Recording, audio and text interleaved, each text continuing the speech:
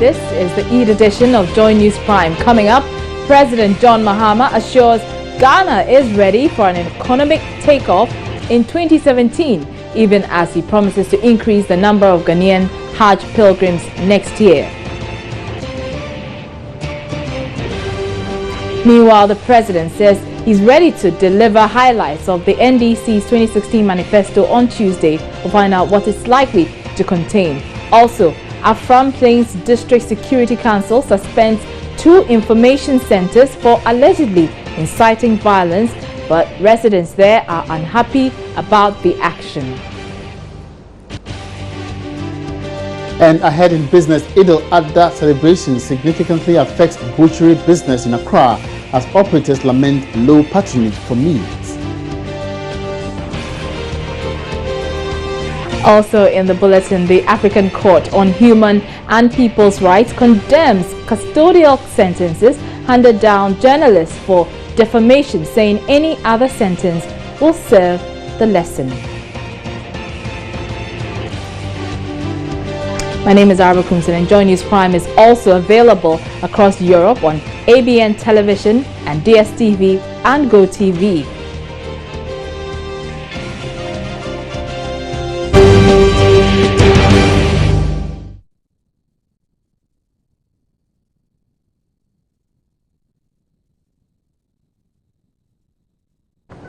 In our first story, President John Mahama has assured that Ghana is ready for an economic takeoff starting 2017. He says all the sectors of the Ghanaian economy have been prepared in readiness for the takeoff, which will impact positively the lives of Ghanaians. Speaking to sections of Ghanaian Muslims during a special prayer session of the Eid al-Adha celebration at the Black Star Square in Accra, President Mahama said government is fervently working to make Ghana the economic powerhouse in West Africa. The Eid al-Adha festival is also known as the Feast of Sacrifice and celebrated annually by Muslims to mark Prophet Abraham's intended sacrifice of his son in fulfillment of a command from Allah. Prominent among activities for the celebration is the symbolic slaughtering of animals and special prayers to Allah. Here in Accra, hundreds of Muslims gathered at the Independence Square and other parts of the capital in the company of some dignitaries and politicians, including the president, to pray.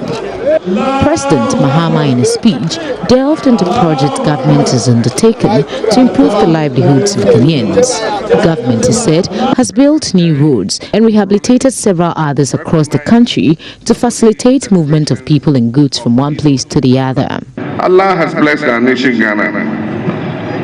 We continue to move closer to fully realizing the enormous potential that our country holds in order to achieve the most optimum development that she is capable of. Across all sectors, we are laying a solid foundation for the imminent takeoff of what I call an economic transformation, God willing, in my second term in office. We have successfully bolstered all sectors in readiness for this takeoff. We're expanding our ports, we're building more airports, we're upgrading others to international standards, we're providing more buses to create easy transportation linkages between our towns and villages. We're building new roads, we're rehabilitating several others all over the country. On agriculture, President Mahama said irrigation projects are being constructed in readiness towards our green agriculture revolution.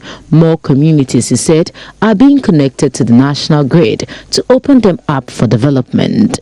We're building factories, we're starting irrigation projects in readiness towards our green agricultural revolution. We're connecting more communities to the electricity grid. We're extending clean drinking water to many communities. We're creating more opportunities for our young students who would have had their education truncated at the JHS level if it were not for the 123 community-based senior high schools we're building. We're developing our oil and gas resources to guarantee power and energy supply. We are investing heavily in restoring our railways, and together we have come very far. And I believe that together we will achieve even more. Working together all Ghanaians, we will make Ghana the regional powerhouse, providing economic and social opportunities for all Ghanaians, irrespective of religion, politics, or ethnicity. I envision Ghana becoming a net exporter of food, power, education, and healthcare to the rest of the ECOWAS sub-region. Through the implementation of this economic transformation and other policy initiatives, we will create for Ghanaians massive employment and economic development opportunities. President John Mahama at the event also expressed regret over challenges associated with this year's organization of Hajj. He says government has put in place measures to prevent a reoccurrence of such challenges.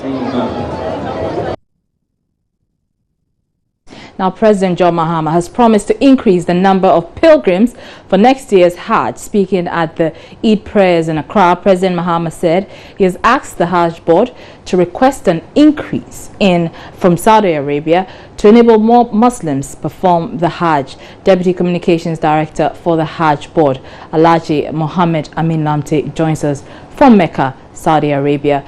Good evening to you. Now, first of all, I have to say happy Eid Mubarak to you. Thank you very much. Same to you and to wonderful viewers. Okay, so how has the Hajj been so far, considering it was riddled with setbacks, including repatriation of some Well, first of all, thank you so much once again for having me. Good evening to your viewers. What can we say than to give thanks to Allah for this day? Yesterday, by this time, we were in Muzdalifah. Muzdalifah is a transit point from Arafah. You know, Arafah is a big day. That is the pivotal of Hajj, and to all intents and purposes. So everybody was in Arafah yesterday, and we left Arafah roughly around 5:30. We were able to evacuate the entire Ghanaian, pilgrims to Muzdalifah. We stayed in Muzdalifah. We started moving from Muzdalifah back to Mina around 2 a.m.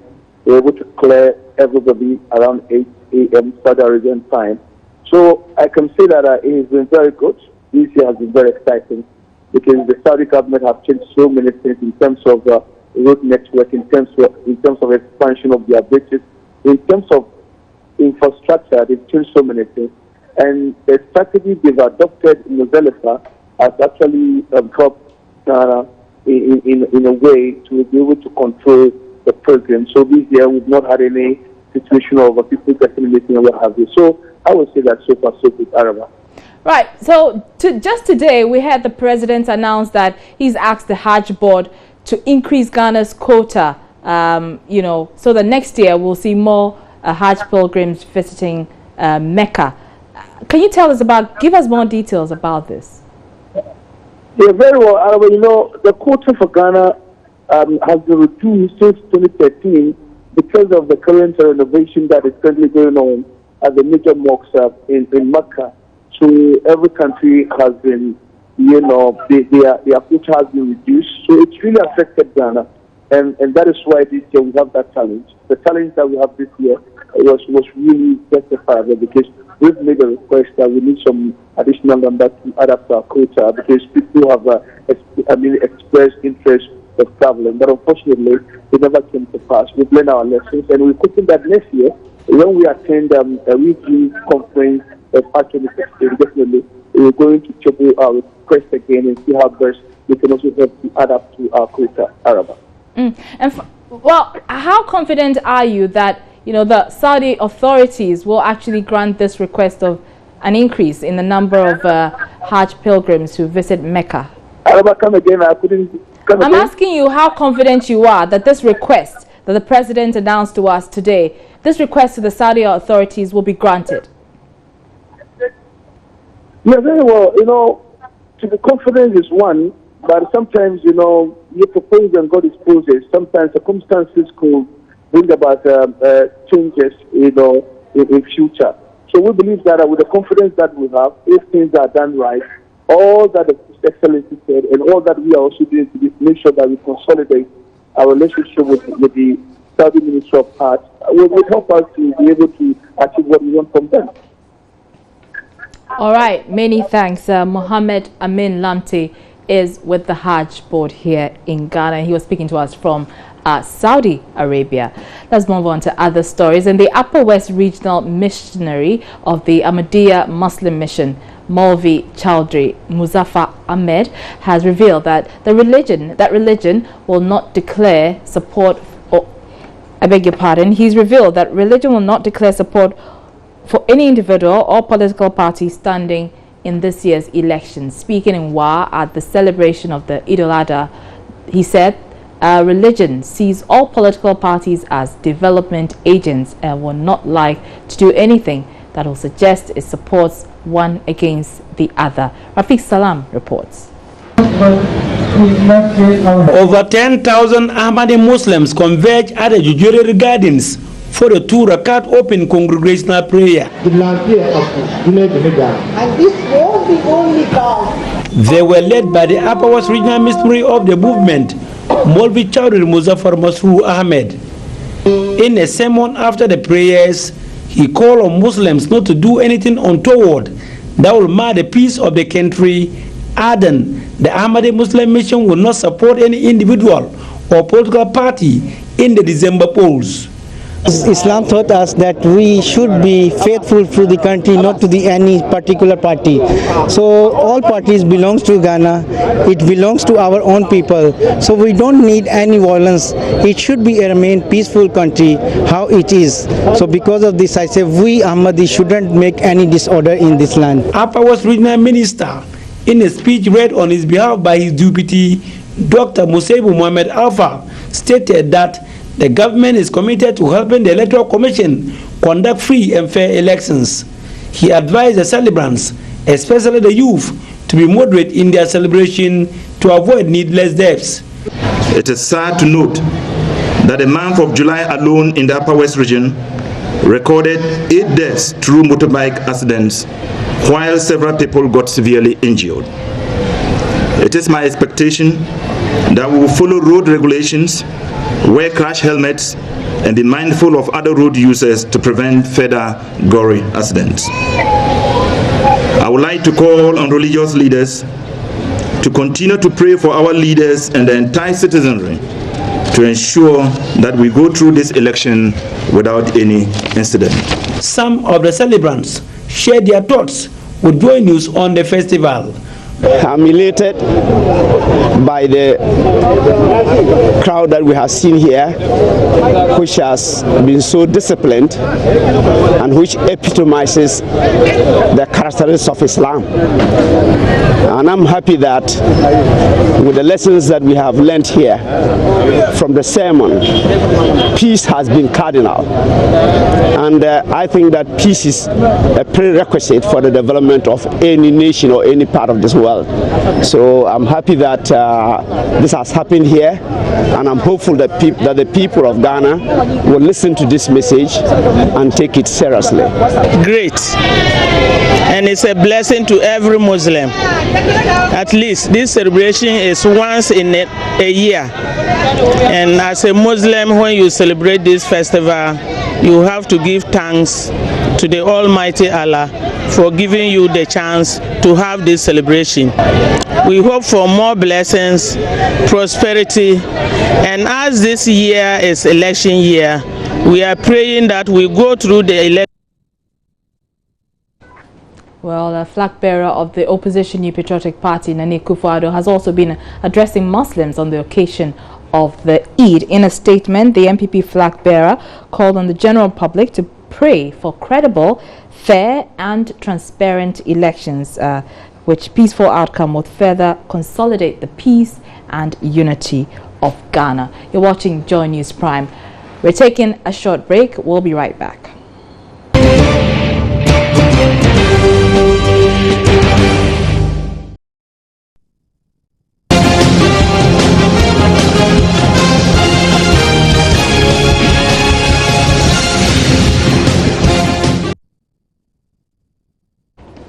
You're welcome back to Joy News Prime. Now, President John Mahama is scheduled to deliver a speech highlighting the manifesto of the governing National Democratic Congress on Tuesday. Spokesperson for the John Mahama 2016 campaign, Joyce Bala Mokhtari, said the president, who also doubles as a presidential candidate of the party, will explain his vision for the next 4 years to Ghanaians. In a statement signed by the campaign spokesperson, it revealed the presentation of the highlights is intended to give the public an insight into the focus areas of the 2016 NDC manifesto, confident that government's Green Book has effectively outlined the key policies implemented by the NDC.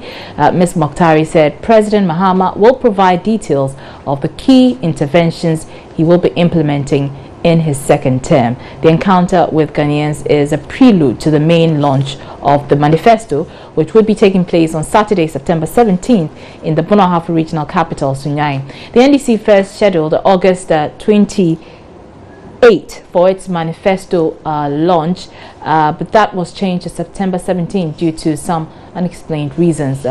Joining us on the line now for some perspective on this is political scientist Dr. Edward Brenya. Many thanks for your time, sir. Good evening. Now, we do know that the party is going to launch the manifesto in a few days. I mean, Saturday, 17th September is just around the corner. Do you think it is really necessary for the president to now be presenting highlights of the manifesto ahead of the launch? Good evening once again to the able listeners of our journey. And I think that it is very necessary that the president does that. The reason why it is necessary is sort of set a pace for the main manifesto itself. And I think it is a way of, if you will, communicating the information in diverse ways. The highlights are not really going to be different from what will actually be captured on that day. But because a lot of speakers will be speaking on the day of the launch itself, that when the president does this, which in itself becomes a miniature launch of the manifesto itself, but then this time the president takes the lead in pointing out key areas to the public in a way that it will get the public attention the way the NDC needs it. And I think what they're doing is very necessary.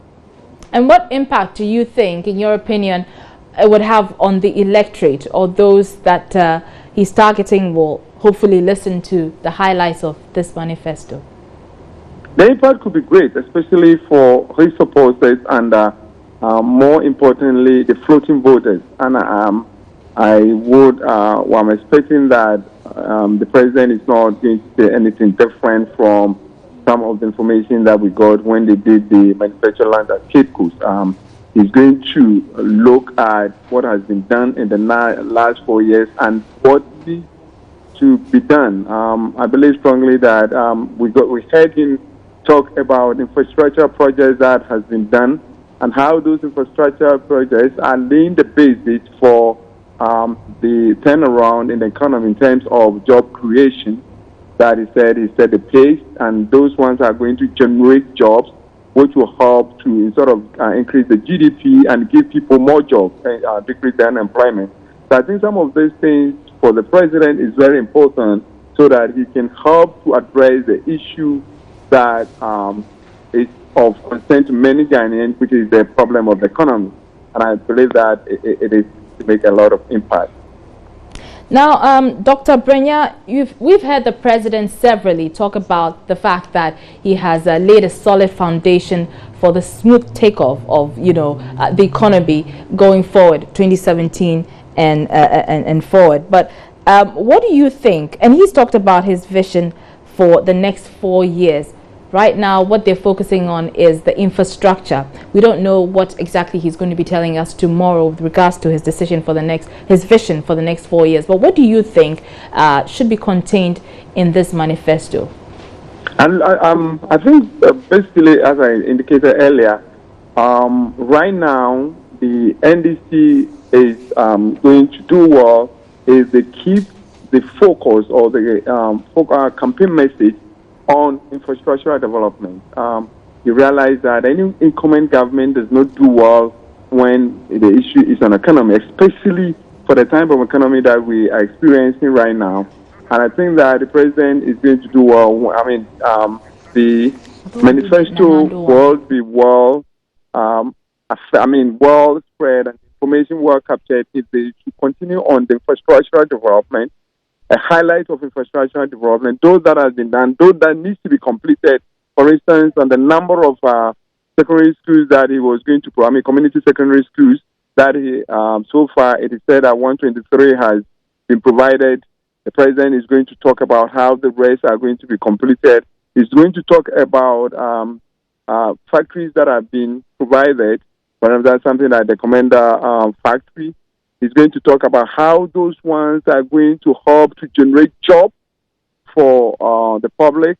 He's talking likely to hammer on the stabilization of the electricity that we've seen and how he intends to ensure that we continue to have that stable electricity so that those that were laying people off because of lack of electricity will be able to employ more people. And I think these are going to be some of the highlights. How the infrastructural development that has been made right now would help to lay the basis, as you said, for a viable economy, and how he's going to also ensure that those that have been started would actually get finished as the basis to ensure that Ghanaians would have a sort of relief in their pocketbook.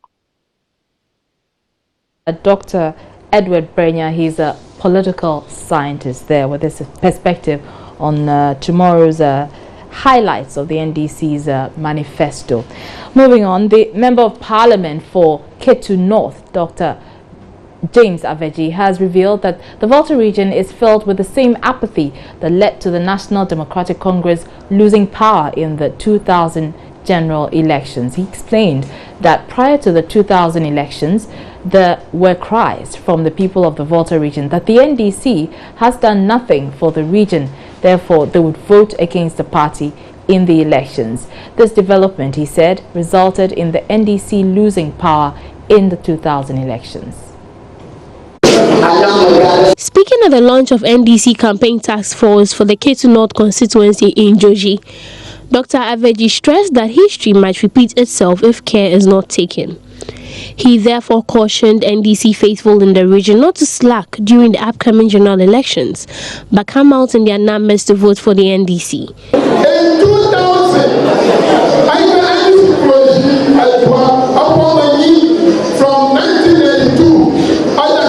In 2000, after the NDC ruled for 8 years, we, the people of the Volta region, promised not to vote during the general elections because we claimed the NDC did nothing for us in the region.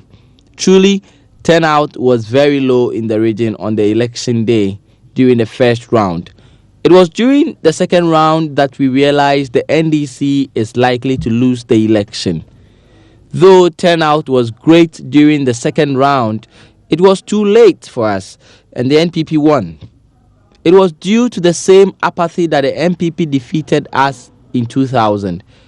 It is another 8 years of NDC in power, and the same issues of the NDC doing nothing for the Volta region are again cropping up. If we are not careful, history might repeat itself. Therefore, we must all act as ambassadors and educate all NDC faithfuls to go out and vote during the 2016 general elections to guarantee our victory. That is my message.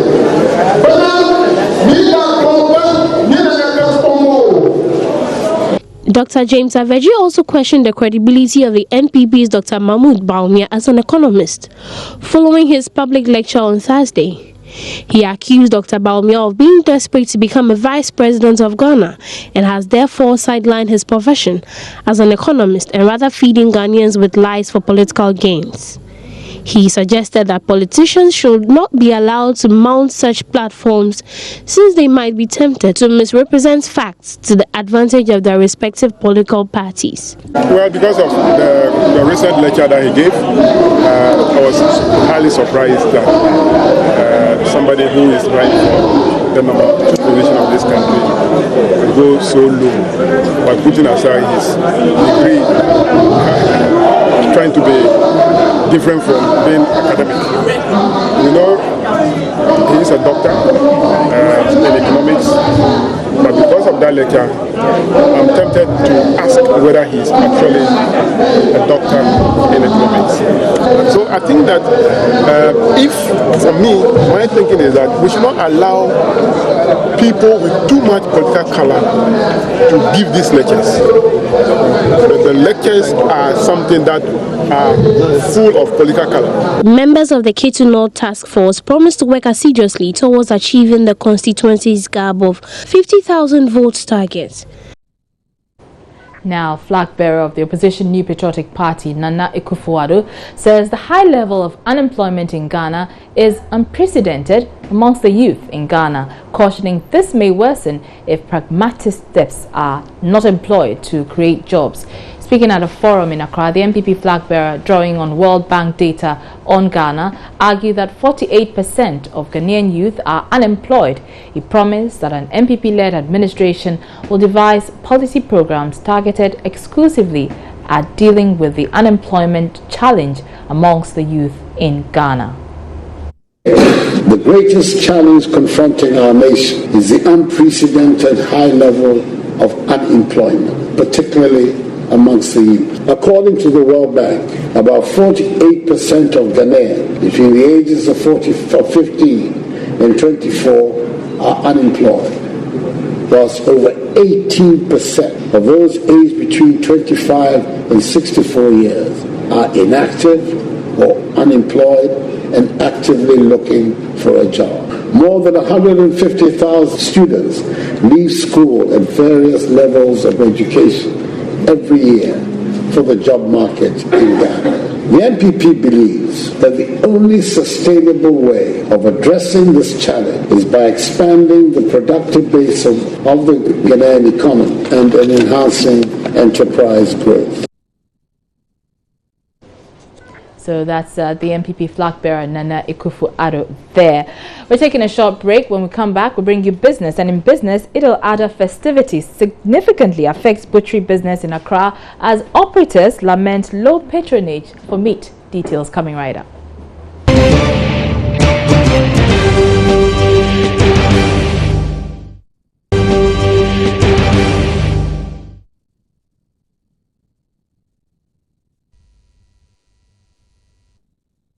Residents in the eastern regional capital, Koforidua, have been rendered homeless following flooding last Saturday. We're joined on the line now by Adom FM's Maxwell Kudoko, who's reporting that most of the displaced residents are putting up with their relatives until floodwater recedes. He says properties such as vehicles, television sets, mattresses, chairs and fridges, where thousands of CDs were destroyed in the flood. Some residents who spoke to Joy News could not hold back their tears. Maxwell Kudoko joins us live on the line now. Good evening to you, Maxwell. Good evening, Arawa. Describe the situation as it is now to us.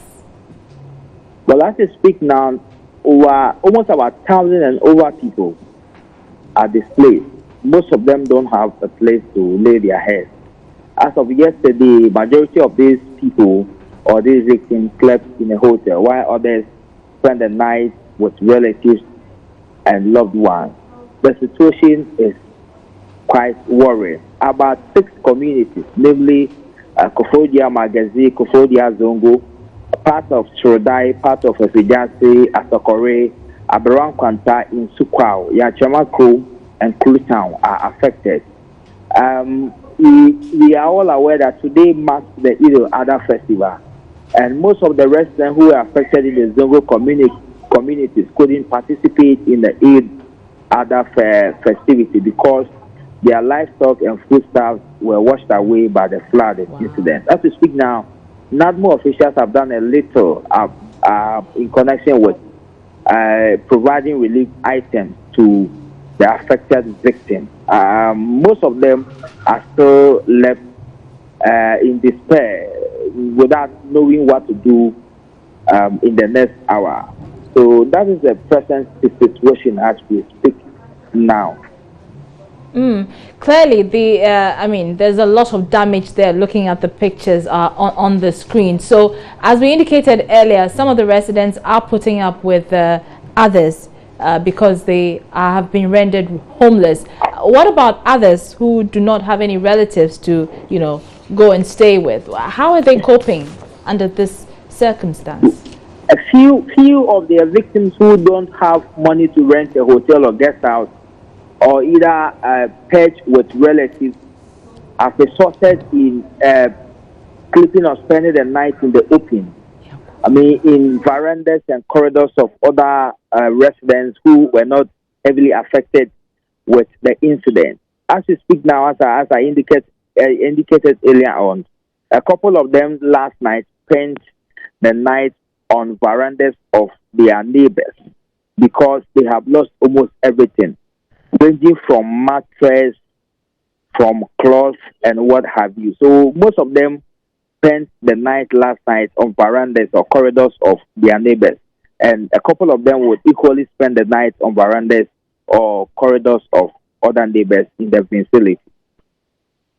Well, let's hope that the NADMO officials get them help as soon as possible. Well, Maxwell, stay on the line for me because we're going to be discussing another issue that's happening in the eastern region. Residents of Afram Plains nearly hit the streets again after the District Security Council, headed by the Afram Plains North District Chief Executive, Wyndham Afram, suspended 2 information centers at Donkokrom for allegedly instigating residents to attack the police station in the area shortly after the 2 police constables allegedly went off and robbed a bullion van. Even though there has been relative peace at Donkokrom after the police and civilian clash some weeks ago, some assembly members have complained about the poor attitude of police personnel at Donkokrom in response to cases after the demonstration. The latest near unrest was triggered by the District Security Council suspension of 2 information centers for inciting violence. We've been joined, we will hopefully be joined on the line by the Divisional Commander of the Afram Plains, DSP Kankam Buedu. But we're still an assemblyman in the area who identified himself as Taidu, spoke to us earlier. Here's his account. And they all went away. So I think that this is what was continuously happening. And some of the policemen are sending messages to people, threatening them that anywhere you get them, you attack them, you arrest them. We have spoken about it. And it's very unfortunate, yesterday, 3 days ago, hello? Yes, sir. 3 days ago, we have finished with the peace talk, we have done everything. Whatever has happened, we have forgotten. We were there yesterday when they told me that the district chairman has given a letter to the 2 information services that we have in the district that he has suspended them for 1 month again. And I said, what? So yesterday we went to the DC and then the director has you said you want proof. And we have spoken this case to this. Why you go and suspend the information services? So that is yesterday in the early sense, a different thing altogether. So some of us, my party people, some of the big men have to go to the DC. We talk on this issue over 1 hour. The DC was not even getting understanding of why we intervene. I said, no, you say you need people. They have solved the problem. Even the people they wanted to arrest them, they have resolved that issue. Now why do they that the information centers who instigated or who allowed their business centers to be used to instigate people? So that's an assembly member of the Afram Plains area, Mohammed Taidu there. Maxwell Kudeko is still on the line. Maxwell, specifically what did these 2 information centers do? What are they accused of doing beyond the vague accusation that they've instigated the people to attack the police? What exactly are they accused of doing? Well, the truth is that in a letter signed by the District Chief Executive, Honorable Wyndham Afram, who happens to be the chairman of the DISEC, they allege that these 2 information centers, namely Salem and Inshiraba Information Centers in Afram Place, instigated or they influenced the violence that occurred between the civilians and the police service in the Donkokrom after the two constables were engaged in a robbery spree. They allege that these two information centers were used as a conduit of instigating violence. So the district Security Council has resolved to suspend them for 1 whole month from operation. However, upon receiving this information, members of the Donkokrom communities were not too happy with it, including some assembly members. So there has been series of consultation among the assembly members, citizenship, and then the Security Council to resolve the matter in order to ensure that peace retain or is maintained in the area. However, the Security Council seems to be adamant to the core of the citizenship. So just about 2 days ago, the citizens always applaud, they always rise against the decision of the District Security Council. However, I'm told investigation revealed that calm has restored to the place because the DC requested from the assembly members to put in writing a petition against the supposed petition or suspension of the two information centers that was officially signed by the district. They asked assembly members to petition against the decision. However, the DC is adamant or is not in the position to rescind the decision. But the assembly members are in motion, or they are gathering momentum to petition the assembly against the decision taken about the two information centers in question. I am told by residents that there seems to be tension between some of the communities and the police personnel. The assembly member for Abotanso electoral area, Honorable Cosmos, in the few days ago reported to the police some case at his electoral area, and the police reportedly told him that they are not in the position to rescue or remedy the situation because the citizens have rise against the police. The situation, I'm told, caused some misunderstanding between the members of the electoral area and the police. And then as a result, there has been some tension between the community and then the police service in the Donkokrom district. But however, officials and other dignitaries in the region are trying to talk to the security to calm tension down and then act professionally. But as you speak now, tension has restored to the Assam Plains or Donkokrom municipality. However, the police are reluctant or they are not acting professionally or responding to issues of crime in the various communities of the district assembly in the Assam Plains district. So there seems to be a friction between the community and the police service as a result of the feud or a clash between the police and then the community in Donkokrom, resulting from the robbery attack that was caused by the two constables who are. All right, thank you very much. That's Adom FM correspondent in the Eastern region, Maxwell Kudoko, with that update from Donkokrom. You're watching Joy News Prime. Don't go away. Coming up next is international news.